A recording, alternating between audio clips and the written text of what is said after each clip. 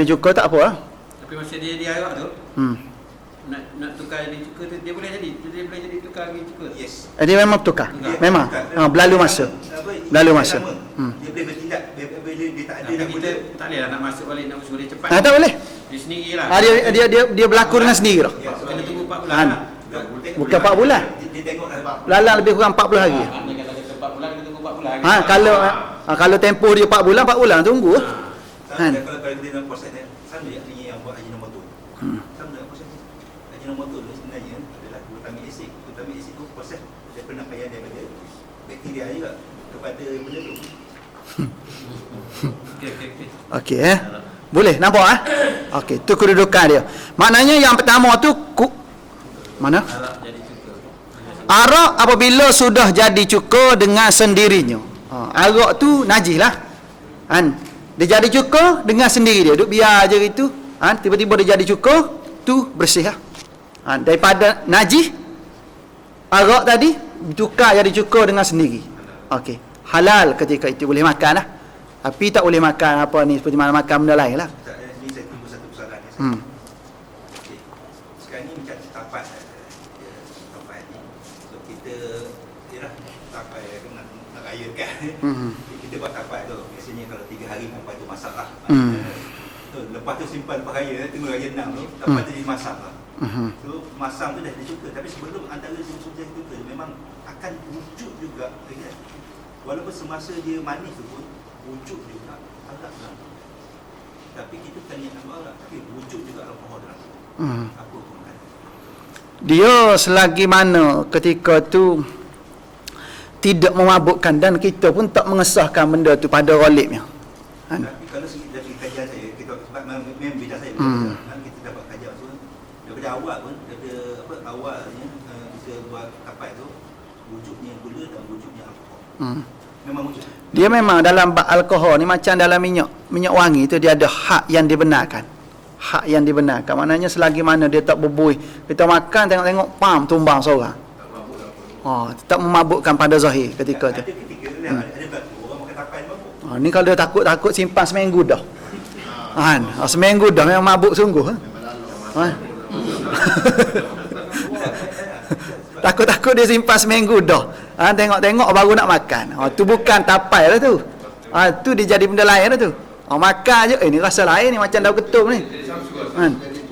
Dia jadi tua dah. Dia tukar jadi arak dah ketika tu. Dia tak boleh.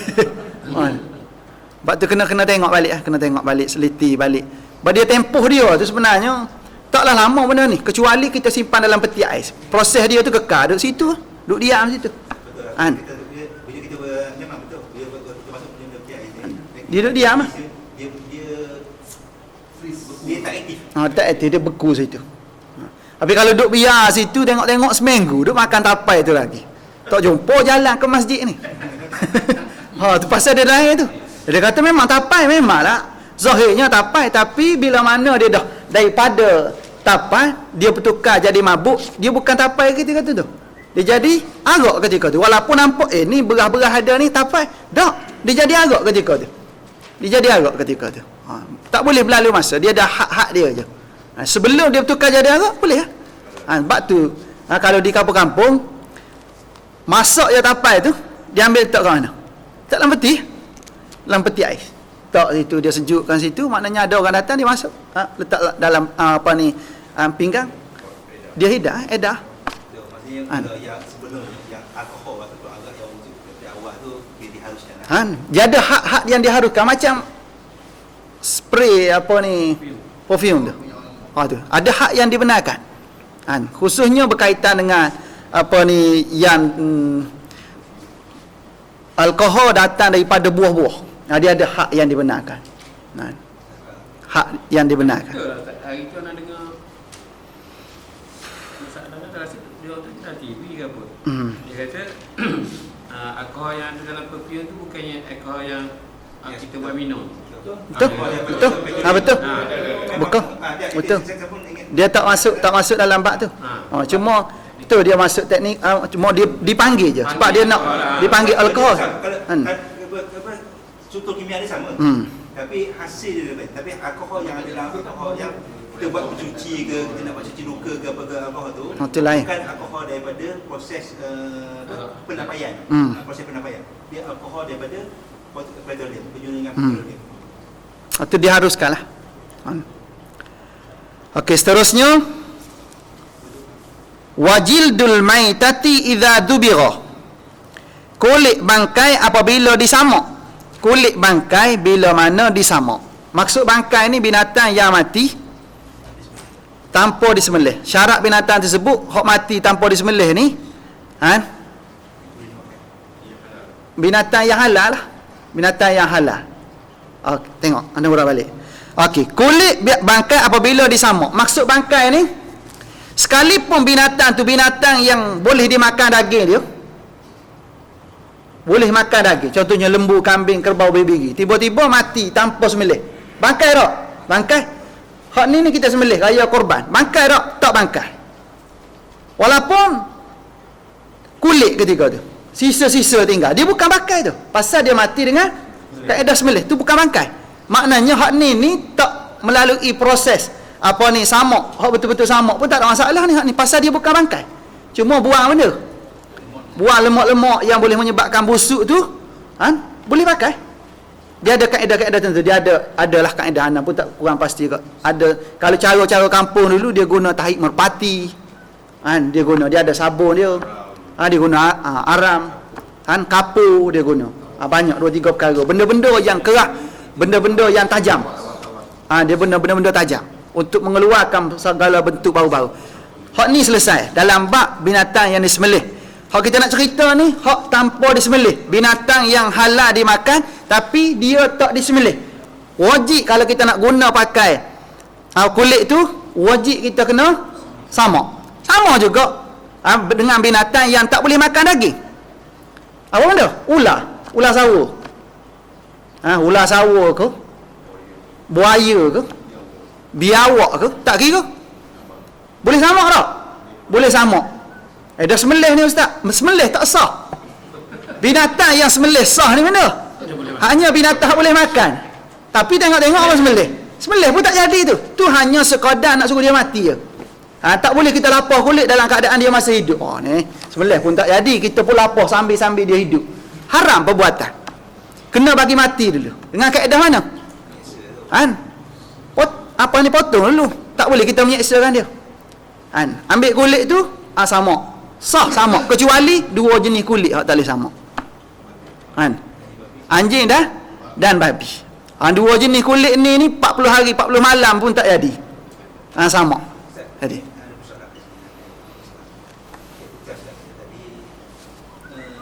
Ular ataupun buaya tu, binatang ni tak bulu lah. Mungkin kulit dia bila disamak bersihkan boleh digunakan. Bagaimana pula macam rimau? So bulu rimau yang saya faham, bulu binatang macam bulu kucing pun yang tidak boleh makan, bulu itu bila gugur daripada badan itu haram. So macam mana? Okey. Hak tu yang gugur yang gugur semasa dia binatang tu masih hidup, tiba-tiba dia gugur kena di pakaian kita. Lebih daripada, tak salah ingat anak, lebih pada 3 helaian duduk atas badan kita yang gugur tu. Boleh menyebabkan batal solat, kira najis. Tapi kalau angka bawah pada tu tak najiskan lagi lah. Okey. Maknanya bulu binatang ni kita guna dia untuk apa-apalah. Dah lalu proses samak tadi. Memang samak ni bulu ni boleh samak. Tak boleh samak bulu. Tak sah samak bulu ni sebenarnya. Okey. Maknanya proses samak ni dengan kaedah mana? Dengan kaedah kita keluarkan benda-benda yang berbau. Benda-benda yang berbau busuk tu dengan guna kaedah benda-benda tajam, dah hilang semua benda tu. Seboleh-bolehnya buang bulu tu sebenarnya. Itu persoalan tadi. Maknanya kalau binatang yang tak boleh makan ni, ada kalau macam bulu kambing, bulu kambing biji ke bulu banyak tu dia boleh pakai sekali punya kulit. Selesai lah. Tapi kalau macam bulu harimau ke, tak boleh lah dengan ada kulit dia saja boleh diambil. Bulu dia tak boleh. Tak masuk. Itu persoalan saya tadi. Kulit je. Kulit saja. Bulu dia tak sah disamak. Bulu tidak sah dia sama. Kulit semata-mata.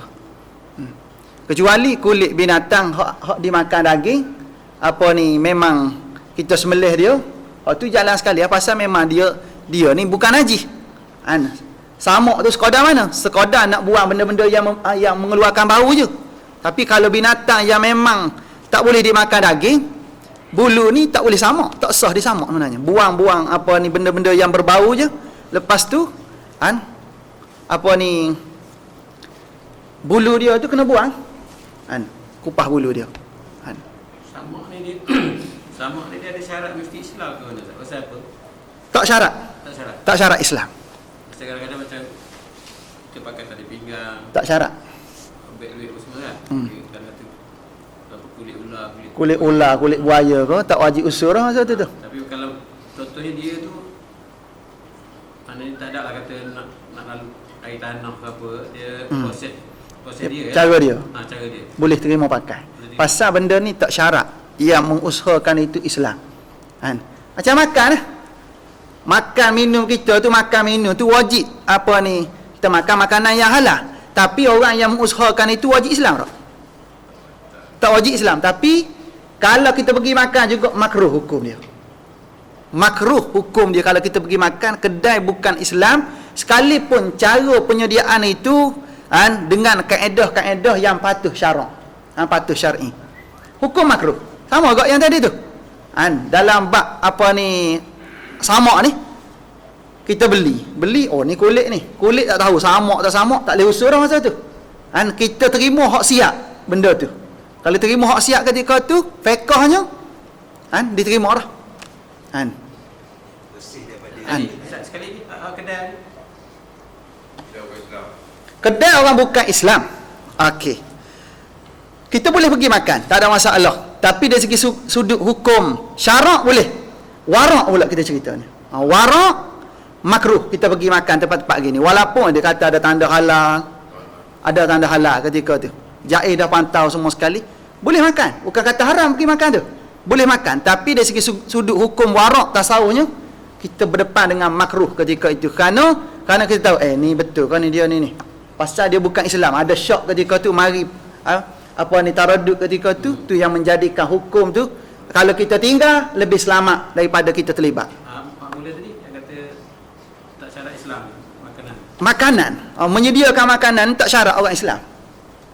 Maksudnya menyedia tu macam mana? Menyediakan, Buat ke atau membuku ke buat ke tak syarat. Tapi asalkan bahan-bahan dia tu bahan-bahan yang halal. Tu je. Cuma bila mana orang bukan Islam mengusahakan dia, hukum tu dia tukar jadi makruh. Makruh. Pasal dikhawatiri takut ada benda-benda yang tak patuh syar'i. Kalau kita nak selidik betul ni, tak makan kita jawab dia. Pasal kilang ni dia punya, kilang ni dia punya. Hak kita mana? Tak ada benda kita. Dia huncak masjid pun dia punya juga. Aduh, kacau. Maggi yang kita makan tu. Dia juga Tokek besar dia. Tokek pekerja dia ada seorang dua sebagai artis kan. Sebab tu kita guna kaedah tu lah. Sebab tu anak ingat masa belajar di pondok dulu. Ada setengah-setengah guru dia kata kalau boleh anak-anak semua berhenti makan Maggi, dia kata. Kita memang minat masa sekolah dulu minat makan Maggi.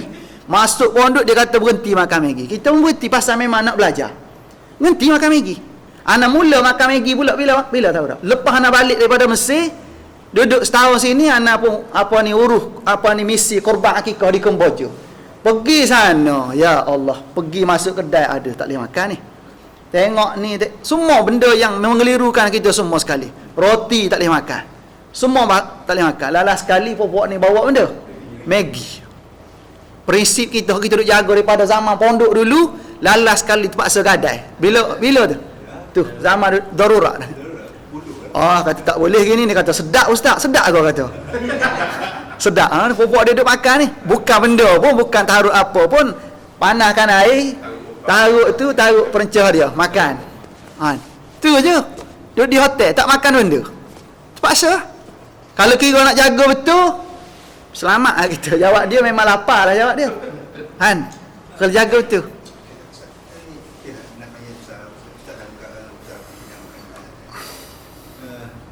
Yelah, saya nak cerita pengalaman saya masa saya pergi kursus kat Australia. Saya seorang je, orang Islam kat situ. Tapi dia faham Australia ni, dia faham sikit tentang orang Islam ni. Dia memang sediakan makanan yang halal tu saya. Mana sumber yang dia pun dia faham Australia ni, dia kalau tempat lain dia memang faham semua yang halal. Tapi masalahnya penggunaan peralatan itu. Saya punya mata lah dia. Saya anggap dia guna peralatan yang lain. Saya lah. Sebab dia masak tu saya seorang lah. Saya seorang. Tapi tak tahulah dia gunakan yang lain. So kita tengok macam tu.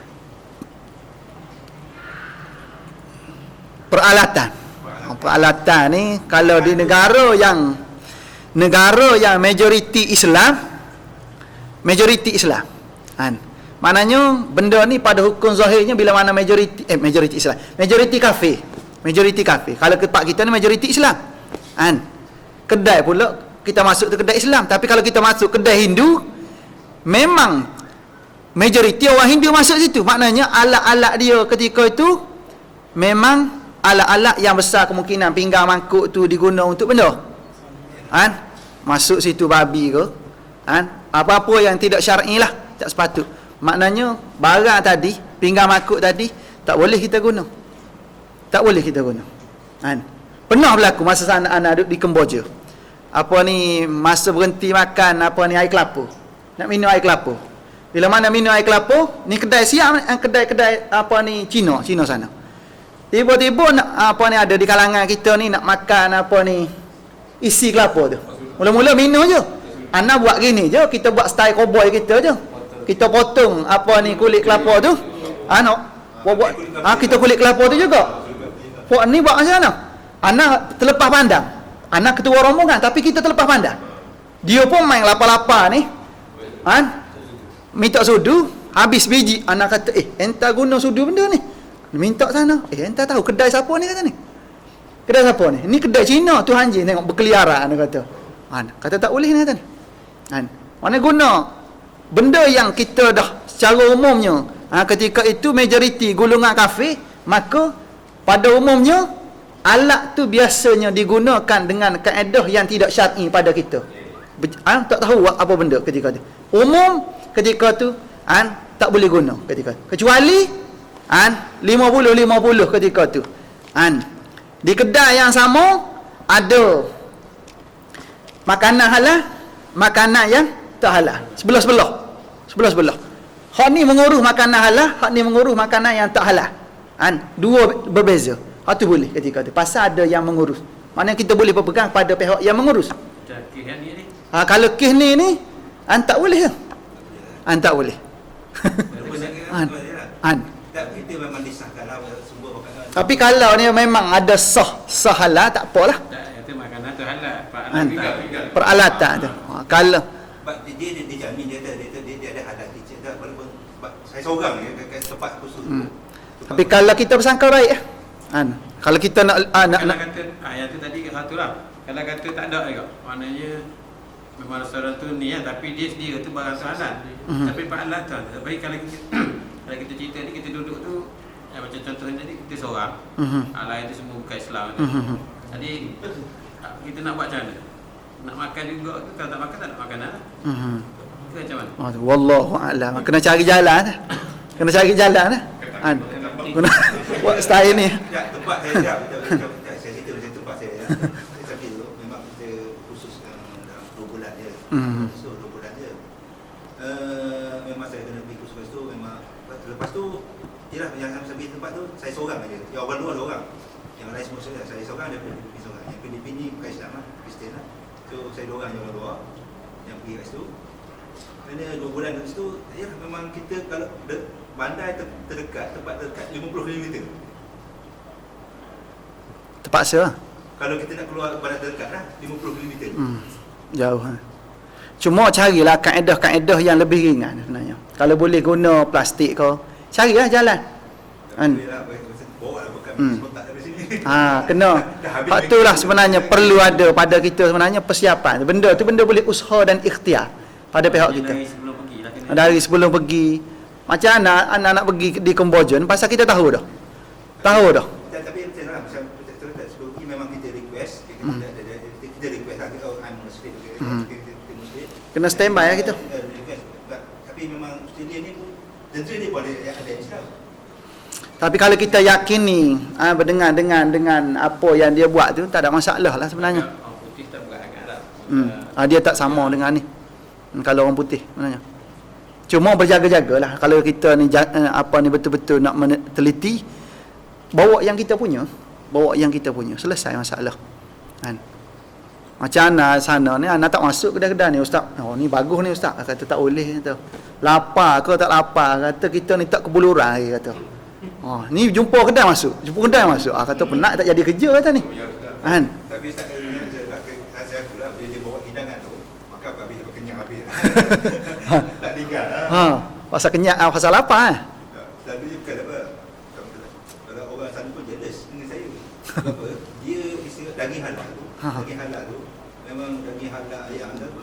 Makanan yang dia bagi saya tu lebih baik kualiti dia daripada makanan orang yang kita ni kira tetamu istimewa. VIP Saya dapat steak, dia orang dapat steam pula. Ya. Cuma gitulah, apabila kita yakini penyediaan dia tu halal, boleh lah. Tapi kalau kita taradud, mengelak lebih aula daripada kita merosakkan tu badan kita dengan sumber-sumber yang haram. Tu kita paling takut sebenarnya. Pasal benda ni kekal lama dalam badan kita. Dia jadi darah daging kita kekal lama. Tu yang bahaya sebenarnya. Benda-benda gini. Saya hormat dia hormat kita.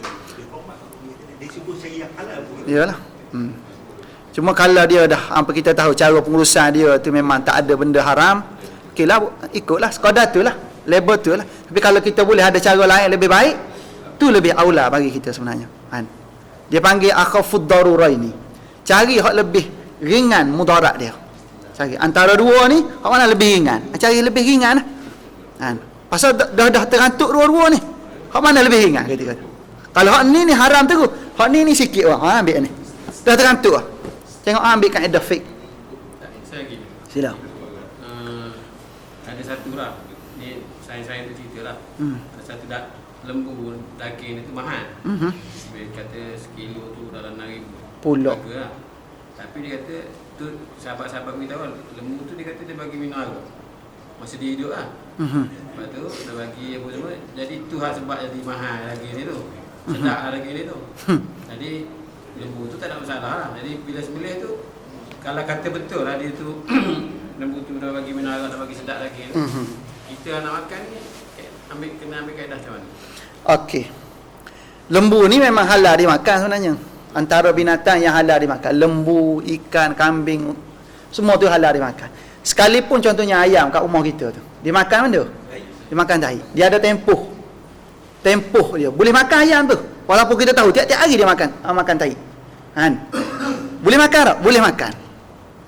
Dengan kaedah mana? Kita ambil dulu, kurung dia dulu.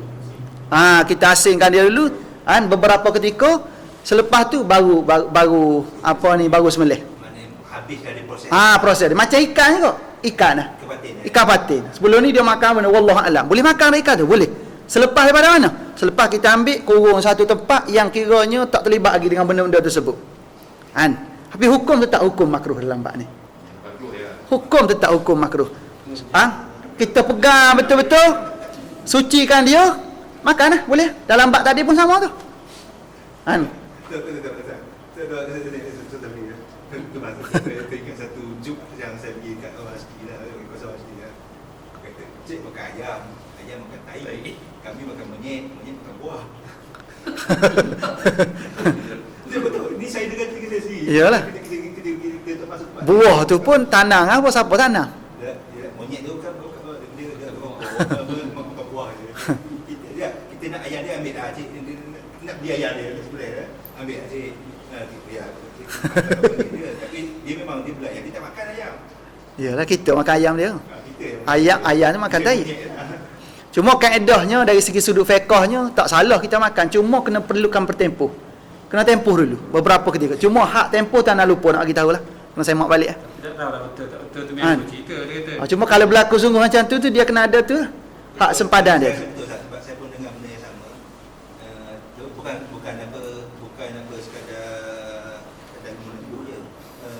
ayam ke apa semua tu ada yang dia buat Nak suruh sedap. dia stok lagi benda-benda dia mana dia khas makanan macam tu Ya. Cuma tu lah. Apa ni macam ayam kampung dengan ayam bandar, ayam ni. Hak kita ayam tak cukup umur kita kata. 40 hari sembelih dah dia. Kalau kira 30 hari sembelih dah buat dia. Kalau kira anak ayam lagi tu. Tapi pasal apa dia boleh laju macam tu? Apa benda? Injek tu. Hukumnya ketika tu harus. Tapi apa ni bila mana berlaku proses macam tu, kalau kita mengelak daripada tu lebih aula sebenarnya. Boleh buat kaedah tersebut tu. Kalau kita ambil tu makruh sebenarnya. Kalau kita tahu pasal dia ada kesan jangka panjang, kesan jangka pendek, melibatkan apa ni dia injek ke apa-apalah makanan tu. Ngada dak macam dedak dia tu dicampur dengan hormon dia punya hormon tu habun, nama hormon tu habun. Boleh menyebabkan daging tu kembang dan cepat membesar. bendanya anak ayam tu lah. Kalau kira anak ayam lagi lah.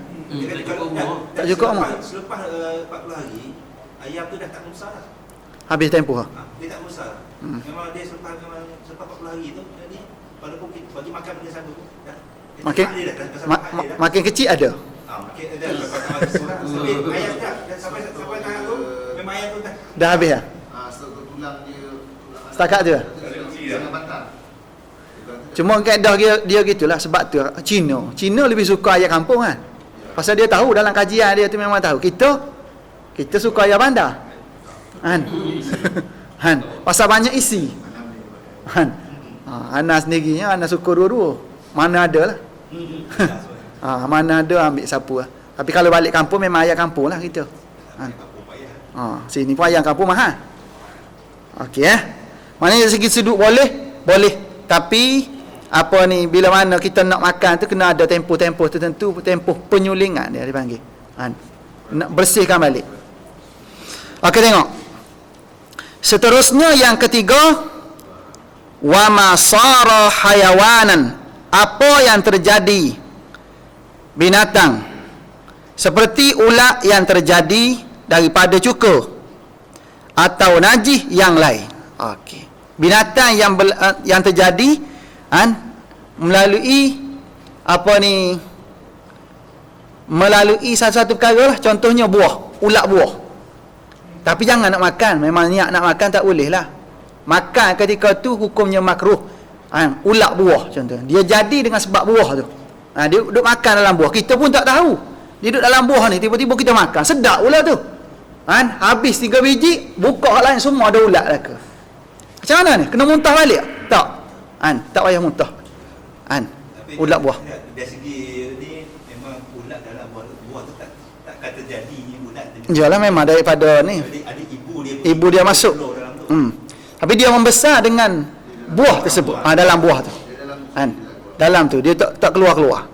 Maknanya benda tu kalau kita makan, sengaja makan hukum makruh, tapi kalau dah tertelan ketika tu harus, tak ada masalah. Macam wudu. Sama. Wudu pun makruh tak? Ulat budu. Yang di Sarawak ulat budu ni saya bagi budu saja. Saya rasa tapi bila budu tu dia Dia gini, masalah ulat budu ni, dia bukan kita makan ulat sebenarnya. Ulat hak dalam budu ni bukan kata ulat tu harus kita makan tak. Maknanya ulat tu buanglah budu tu. Budu. Memang dia guna kuasa apa ni ulat tadi untuk nak menghuraikan apa ni, nak pecah perut ikan apa semua sekali tu, dia guna ulat tu. Dia upah ulat tu. tapi kalau ikut betul, kalau ikut proses betul. Saya bukan nak kata yang saya ni keluarga nelayan kan dulu. So kalau budu betul buat budu, dia tak ada ulat. Ya. Dia cuma garam dengan ikan bilis je. Dengan ikan bilis. Kita perang, kita juga jeruk macam dia biarkan sama kita buat kasam lah. Tapi dia ni lama-lama dia akan hancur sendiri. Dia hancur sendiri. Dia tak perlu ada ulat, tak perlu ada. Kalau ada ulat tu sebenarnya Datuk saya sendiri dia bisa Tambah zat pula. dah bukan dia benda tu dah kira campur lah. Dia kalau ada ulat dia buang. Buang. Tapi tak payah buang.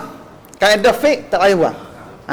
Dia buang ulat. Cuma buang ulat. Cuma dia ada kaedah.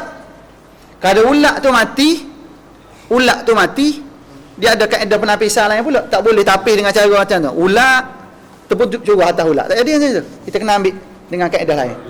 Ulat dulu. Ha. Betul. Kalau Datuk saya tu, dia buat, dia selalu buat produk tinggi, saya pun kan tengok cara dia buat tu, nak buat boleh lah. Buat ah. Tapi tak buat pun, sebab kita dah tengok. Ulat tu dia mari pasal perang ke mana? Ulat tu dah Dia lalak sebenarnya. Lalak sebenarnya. Tak bersih. Tak bersih. Ikan tu besar kemungkinan masa sebelum dia perak dalam tempayan dia tu. Apa ni? Telur ulat dah ada masa tu. Ha tu. Dalam perut ikan tu. Kira ikan bilis, biasanya kita gunakan ikan bilis yang apa, kecil tu. Yang ikan bilis yang hidup, bukan ikan bilis yang apa, ikan bilis tu ini. Ikan bilis hidup, bilis hidup yang buat putu. Yang penting tu. So ikan tu dia mudah hancur. Tak lama kalau buat dulu pun dah. Dia hukum memang tetap makruh sebenarnya benda ni. Makruh dari segi sudut apa ni bau satu hak, penyediaan tu apa ni ikan, apa ni perut ikan tu. Perut ikan tu ada apa ni bercampur aduk. Memang benda tu boleh tu. Perut ikan bilis ni boleh, tak ada masalah. Tapi bila mana banyak, tu ia tu jadi makruh sebenarnya. Perut ikan bilis. Sebab tu kalau kita mengelak lebih baik daripada kita terlibat sebenarnya. Tapi kalau kerajaan banyak kasihan. Siap. Tapi memang anak tak boleh main dengan budu ni. Tak boleh jumpa. Ulat sagu. Ulat ni balik pada sini. Terjadi daripada mana tadi? Apa yang terjadi? Binatang seperti ulat yang terjadi daripada cukur atau najis yang lain. Ulat daripada sagu ke apa semua sekali. Tapi kalau kita nak makan tu tak boleh sebenarnya. Makan tahu daripada ulat situ sengaja kita nak makan. Orang dia makan. Dia lah. Makan juga. Bukan. Saya tak lalu. Itulah. Kalau memang ulat tu memang dia jual di pasar. Ya. Memang ulat tu dia ternak dalam batang sagu tu. RM50 ulat sagu.